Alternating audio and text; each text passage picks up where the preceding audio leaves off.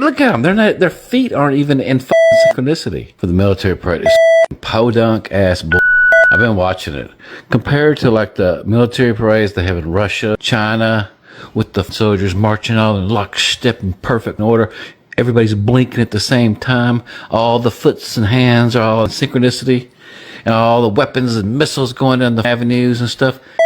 Pales in comparison to ours. Ours is a bunch of podunk ass. Hello， 大家好，我是小懒。话说前几天啊，6月14号，美国首都华盛顿啊，那叫一个阴雨绵绵。董王川普啊，站在防弹玻璃后面，脸是拉的老长了，跟谁欠的钱似的。为啥？因为他砸了4500万美元啊，3.2亿人民币呢，搞了个生日阅兵。结果呢，台底下那观众啊，稀稀拉拉的呀，坐的跟这个俄罗斯方块似的，这东一块西一块，这风一吹啊，感觉都能听到回声。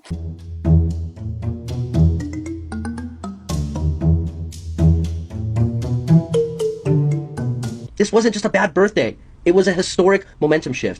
Because when millions of people take to the streets on your big day to say, nah, we're good. We're talking empty bleachers, confused tourists, and one guy holding up a sign saying, I thought this was a car show. 更觉得是啊，这个阅兵场的外面啊，几十万的美国民众啊，直接用身体在地上拼了个词儿 ，No King， 翻译过来就是不要国王。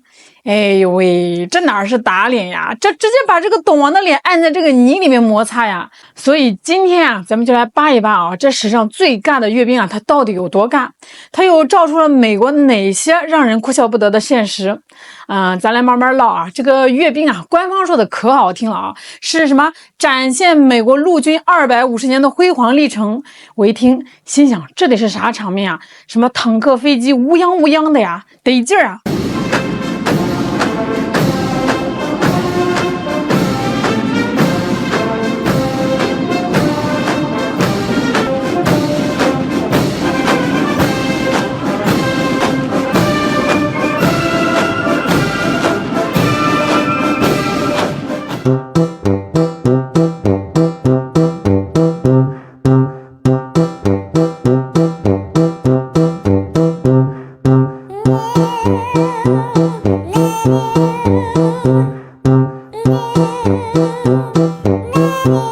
结果呢，就开了128辆装甲车呀，慢悠悠的，跟这个老牛拉破车似的啊。最强劲的居然是幽灵机器人公司那只蹦蹦跳跳的机器狗。哎，你说这玩意儿哦，它是来阅兵的还是来卖萌的呀？这旁边站了个全副武装的大兵啊，扛着新枪，结果这个风头啊，全被这个狗给抢走了。哎，你说这个大兵心里得多憋屈啊！还有个啥粗锯齿的无人战车，看着像个大号扫地机器人啊。台底下观众估计都懵了呀，这是除草机还是保安机器人？这高科技秀了个啥呀？更可乐的还在后头呢啊！为了这个阅兵啊，6100多个大兵啊被塞进了推特公司的这个旧办公室里打地铺，就是这个马斯克裁员后空出来的地儿啊！这些大兵们啊，每天啊就一顿热饭，剩下2顿呢就只能靠能量棒顶着。哟，我的天哪，这哪是阅兵啊？这是荒野求生吧？4500万美金啊！哎，你就不能跟士兵们订个盒饭啊，订个汉堡啊？所以整个阅兵啊，就2个字儿：惨淡。这士兵们啊，无精打采，原定的什么空中表演被雾气又搅得一塌糊涂。最逗的是徒步方阵啊，士兵们不扛枪，人手举着个无人机往前走。网友们都笑疯了啊！这是这个亚马逊仓库的管理员巡检货架呢？关键是啊，那些真正牛逼的呀，高超音速导弹啊，激光武器啊，这是影子都没看着啊！最后啊，就剩下那只波士顿动力的机器狗啊在前行，哎，简直就是大型的喜剧片啊！这董王站在台上，这脸都绿了，不光场面难看啊，人缘也是差到了极点。这邀请了50个国会议员，来了几个？7个哦，连零头都不到哦。众议院议长、参议院领袖都说日程冲突不来了，这明摆着就是不给面子嘛！全场啊就剩这个国务卿卢比奥啊在那边拼命的鼓掌叫好，最后还扯着嗓子喊祝特朗普总统生日快乐！哎呦喂，这尴尬的哦！有网友说哦，这玩意儿还不如印度摩托车叠罗汉的阅兵有意思呢。你说说这话是不是扎心了？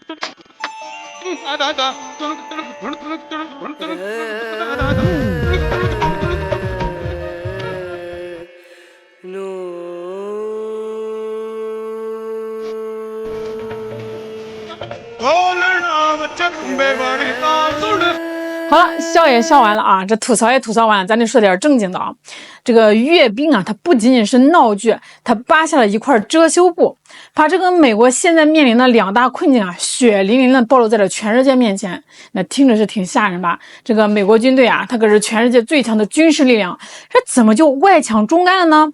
哎，你别急，你听我给你分析啊，就是这场阅兵啊，国防部拿出来炫耀的是啥？是加强版越野车，还有跳伞队这些东西啊，上世纪的阅兵都能看到。这为了省钱啊，这士兵们还要睡睡袋、啃能量棒，这说明啥呀？这说明地主家没余粮了呀！前几年啊，那个徒步举无人枪方阵啊，你以为只是搞笑吗？不，它暴露了2个问题哦。一呢是这个美军啊人力短缺，它兵源不够了呀，它只能搞这些花里胡哨的东西来凑数。第二呢，就是它的无人机技术啊，可能也没有那么神，还需要人肉这么近距离的操作，这在真实战场上不就是活靶子吗？最关键的对比来了，这俄罗斯亮出匕首高超音速导弹，中国呢在测试电磁炮，你再看看美国啊，还在阅兵式上展示那些笨重的装甲车，这说明啥？朋友们，这个美国的武器库啊，在某些最艰难的领域啊，可能真的已经不是世界第一梯队了，它被追赶，甚至已经被超越了。就说那条机器狗吧，这看着是挺好玩的啊，结果在这个湿滑这个路面上还频频打滑。这不就更让全世界看笑话了吗？哎，你这科技噱头连最基本的稳定性啊都保证不了，怎么去打仗啊？这背后反映的可能就不是1-2个武器的问题了，而是一个体系性的衰败。这创新乏力，后劲儿不足，这才是最可怕的。这场生日阅兵啊，正在变成川普的政治包袱。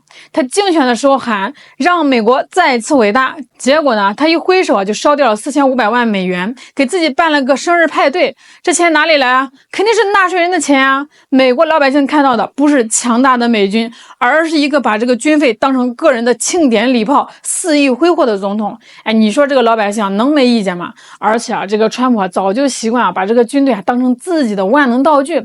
这对外呢，他用这个军队去威慑朝鲜、伊朗；对内呢，他用这个军队来震慑政治对手和这个抗议民众。之前这个加州不是闹骚乱嘛，国防部长都说军队不应该参与政治，结果这个川普呢，直接就把这个军队当成了自己的打手，去对付那些手无寸铁的美国纳税人。这在一个民主国家是极其危险的信号啊！那这就引出了一个更深层次的崩塌。这冷战结束以后啊，这美国花了多少年、多少届政府呀，苦心经营自己那个什么世界警察、和平捍卫者的形象，结果这个川普一上台啊，几年的功夫啊，就把这块牌匾给砸得稀巴烂啊！他让这个全世界看到啊，美国优先，说白了就是美国通吃，根本就不讲什么道义和规则。最讽刺的一幕啊，也是这次抗议活动中最扎心的一点是什么呢？250年前，这个美国的国父华盛顿啊，率领着当地的美军，是为了反抗英国国王的君主暴政啊，是为了建立一个没有国王、人人平等的国家。这250年后的今天，你看看这个华盛顿的继任者川普，却在用坦克和无人机这些本该保家卫国的武器啊，来为自己庆祝生日，来营造一种君临天下的威严。这是一种彻头彻尾的背叛啊，就背叛了美国的建国精神。所以啊，这个全美爆发的不要国王的抗议啊，那绝不仅仅是个口号，它就代表着一种深深的恐惧和愤怒啊。当一个国家的国民啊，开始对自己的领袖、对这个国家的未来，那充满了怀疑、不解和不安的时候，那就说明这个国家的执政者是失败的。从一场阴雨中的这个尴尬阅兵，到背后暴露出来的军事虚胖和这个内部分裂，这场4500万美元的这个烟花啊，最终没能照亮川普的伟大梦想，反而像一个信号弹，把这个美国当下的困境啊，是清清楚楚的发射到了全世界的天空。当晚啊，这个阅兵仪式啊，在绚烂的烟花中结束了，但在阅兵场外，烟花的爆炸声啊，却丝毫没有掩盖住成千上万抗议者愤怒的骂声啊。最具杀伤力的啊，还是美国《时代周刊》的那句评论，他说：“特朗普的生日宴撕裂了国内社会，也把美国冷战后建立的国际形象砸得粉碎。”那么啊，这一个失败的执政者，一个日益撕裂的国家，究竟会走向何方？这恐怕是留给所有人的一个巨大问号。那对于这场史上最尬的阅兵，你有什么想吐槽的吗？哎，你觉得这个背后还反映了哪些问题啊？欢迎在评论区留言哦，咱们一块儿交流交流。好了，今天就聊到这儿啦，我是小懒，我们下期再见。